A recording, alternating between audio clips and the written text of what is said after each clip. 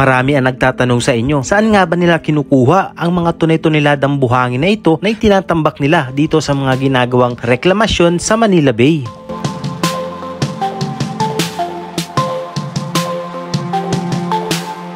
Ito ba ay galing abroad o mismong dito sa ating Pilipinas? At kung sa ating bansa nga ito nanggaling, saang lugar kaya nila ito kinukuha?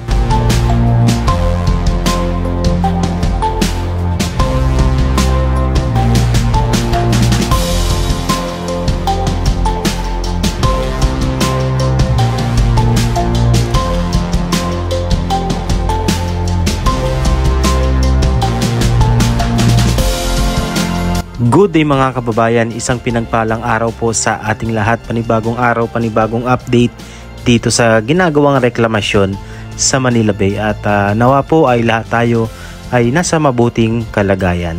At yan nga po, no, marami ang nababasa natin sa ating mga comment na saan nga ba kinukuha itong mga buhangin na itinatambak nila rito.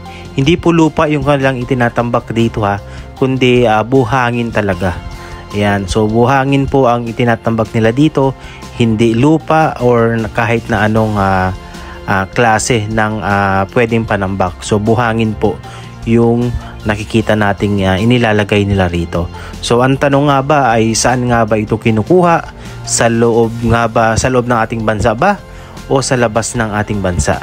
Ayan, so sasagutin po natin yan, pero disclaimer lamang po, ito lamang po ay base din lang sa mga napapanood natin sa ibang mga vloggers, and at the same time sa mga articles na nakikita natin, no, online.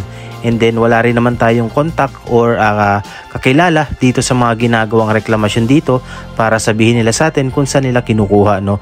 Sa yung sasabihin natin, yun base lang nga sa mga nabasa natin at sa napanood natin sa ibang mga video. So wala tayong idea kung yung eksaktong kung din nga ba sila kumukuha, no, yung mga kontraktor dito. But yan, so sinasabi na ito daw po ay kinukuha mismo sa lugar or sa probinsya ng Zambales. Yan, so diyan po, alam naman natin ang Zambales, di ba?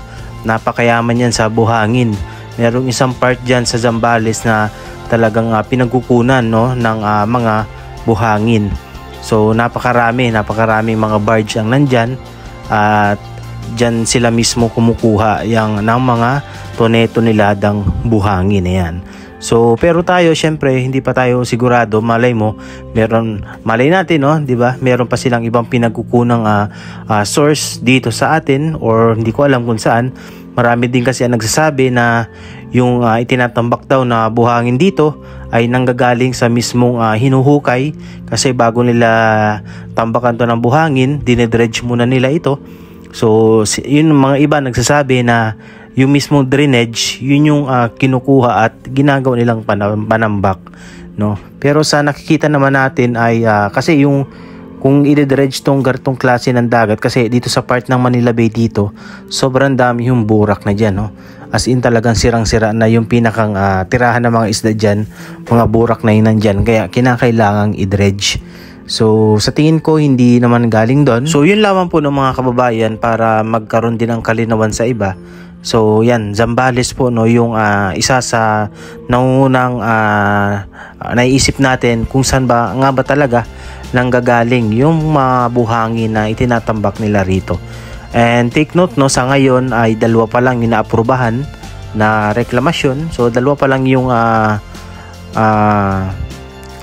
nagkakaroon ng operasyon dito. So itong Pasay 360 Reclamation Project ay yun, medyo sigurado tayo na sa Zambales nila kinukuha.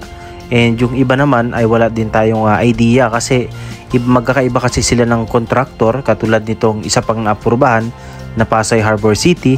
Hindi ko alam kung ito ba ay China Harbor din ba, at saka yung Boscalis yung gagawa dito. So siguro iba-iba rin po, no. At yan, and hopefully, no, sana sa pagtatayo ng reklamasyon na to ay hindi rin naman maubusan, no, yung nambuhangin, or hindi masira yung bahagi ng lugar na kung saan ay kinukuha talaga nila itong mga buhangin ito. Kasi imagine niyo mga kababayan, sobrang dami nilang kailangang buhangin dito, as in sobrang dami. imagine ilan ang reklamasyon na gagawin dito.